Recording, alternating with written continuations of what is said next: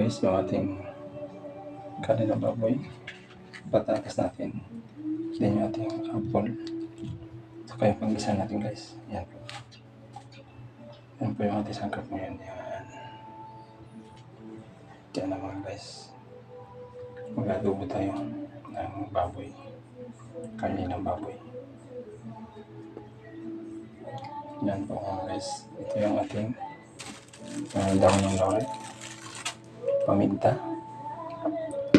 madisarap natin.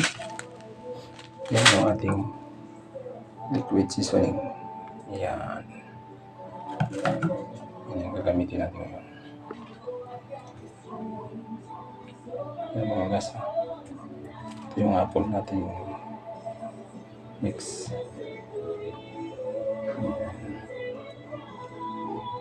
Kaya ito mga guys, maraming salamat. Sana po hindi kayo magsawang panood. Hindi rin ako magsawang magpo-post araw-araw. Thank you po, maraming salamat. Hindi pa po kayo magpo-follow, follow na po kayo para po updated po kayo sa ating pinapost araw-araw. Yan po mga guys.